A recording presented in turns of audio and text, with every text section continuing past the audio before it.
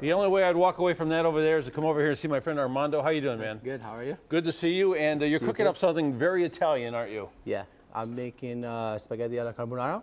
Carbonara. So, a very easy dish. Now, some people make carbonara. They make it with bacon, some make it with hams, but you make it with something special. This is guanciale, which is basically the cheeks of the pork. So they're smoked. Some people do them like cured, and has different texture, and it's actually great for this specific dish. How do we get it started?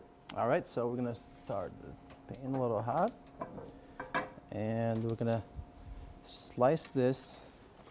So this comes from the cheek of the hog. Yeah. So basically what I did is I cleaned it up a little bit. It comes out with the skin on. So you clean it, and we're gonna slice it very thin. So we're gonna give a nice sear on it. For you guys who don't remember, I met Armando at Gino's at Eaton on Chagrin, and he's a hairstylist And there. we're not gonna use any oil or anything because it has enough fat. So it's gonna So no olive oil in this. no olive oil. And we're gonna layer it like that. But when he came from Italy, he's a great chef, and he also cooks over at Maxi's in Little Italy on Mondays. Yes. And here we're gonna start with one egg. One-handed? Yeah. One show off.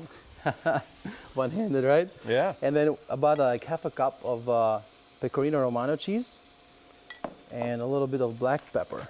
So we just have the egg in there, the cheese, and the black pepper. Black pepper. And then we're gonna mix it just to create that cream, you know what I mean? So this is gonna be like our main sauce. And so we got a half a cup of Romano cheese in there. Yeah. And for how many servings is this gonna be for? For like one portion. One portion. Yeah, it's kind of like a lot of cheese, but you almost don't taste it because it becomes all creamy. It comes like an emulsion, like so creamy, huh? Yeah. And in the meantime, we'll leave this here for now. Boy, I could smell the, how do you say this again? Guanciale. Guanciale. Yeah. So we're gonna give like a nice sear on it because we want to like have that crunchiness, you know.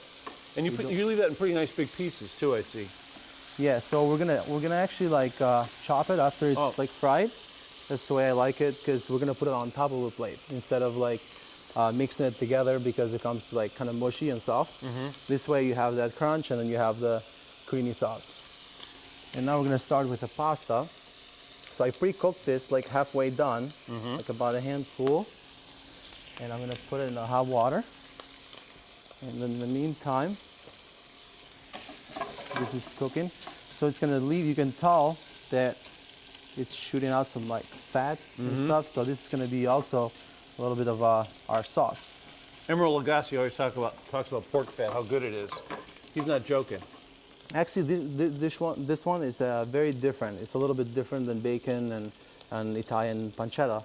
The guanciale has different texture, has a little bit of that gelatin inside. So in the meantime, you can tell that it cooks really fast. And we're gonna actually put it in a cutting board for now. Okay. Just like that. I'm gonna step back. Yeah, we don't want the oil, right? Nope. And it's good on the board, it's not good on me. We're gonna add a little bit of pasta water, just like that. And we're gonna take the pasta and we're gonna add it inside. This is the main key, like, because we want to create a little bit of a sauce here. So you're making the starch with some of the sauce off the starch from the pasta. Yeah. So basically, it creates their own cream with a little bit of fat and a little bit of pasta water. So add this here, and you just keep mixing it. Basically, just mixing it until you see like that. It's almost like dry. And we're gonna add it here. And we're gonna actually just mix it this way. Oh, look at that come together. So the heat of the spaghetti, it's gonna actually like melt the cheese and the egg together. And then we're gonna like plate it. I'll get out of your way. Boy, that looks great. And it is a little bit creamy, but it dries very fast because of the egg.